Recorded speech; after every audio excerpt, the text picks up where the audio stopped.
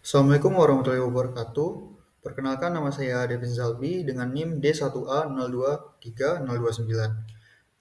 Di sini saya akan menjelaskan materi mengenai interaksi nematoda puru akar yaitu Meloidogyne javanica pada tanaman terong Solanum melongena.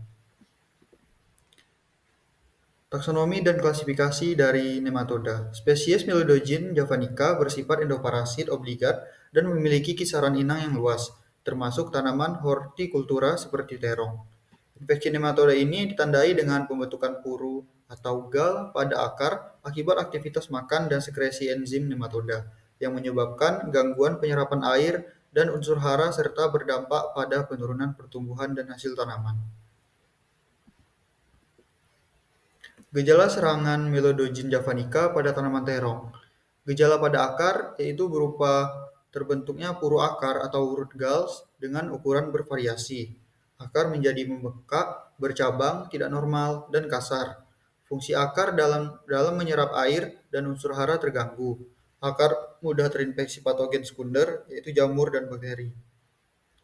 Gejala pada bagian atas tanaman, yang pertama itu pertumbuhan tanaman kerdil dan tidak seragam.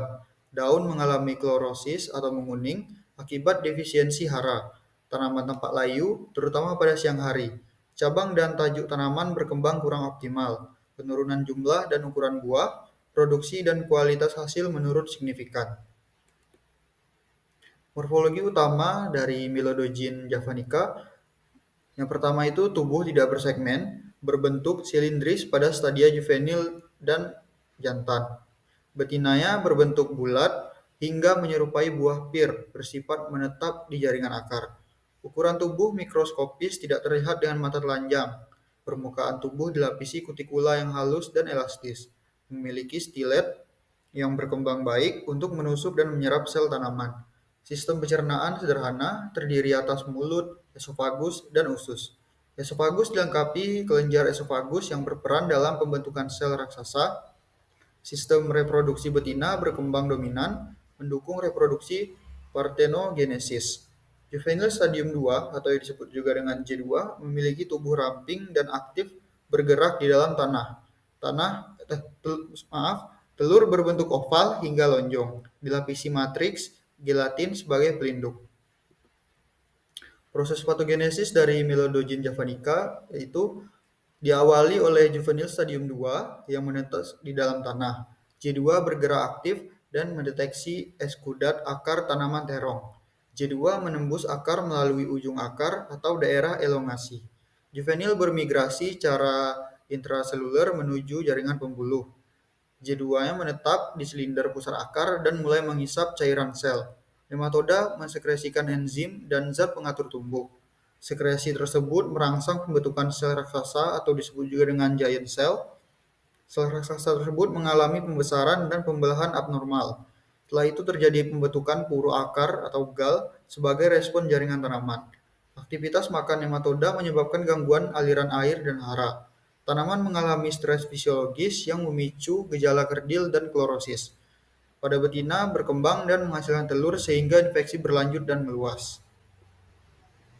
Ada beberapa pengendalian untuk Meloidogyne javanica, yaitu yang pertama pengendalian kultur teknis, berupa rotasi tanaman dengan tanaman non-inang, penggunaan bibit sehat dan bebas nematoda, pengolahan tanah yang baik untuk menekan populasi nematoda, solarisasi tanah untuk menurunkan populasi telur dan juvenil, pengaturan irigasi defisit secara tepat untuk menghambat perkembangan nematoda.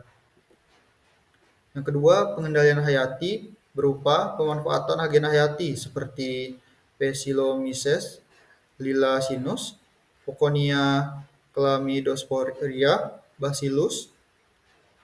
Yang kedua, peningkatan mikroorganisme antagonis melalui aplikasi bahan organik.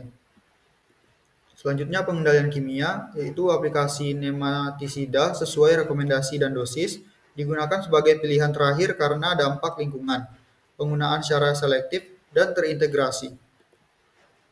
Selanjutnya, pengendalian terpadu atau PHT berupa kombinasi metode kultur teknis, hayati, dan fisik, monitoring populasi nematoda secara berkala, pengendalian berkelanjutan, dan ramah lingkungan.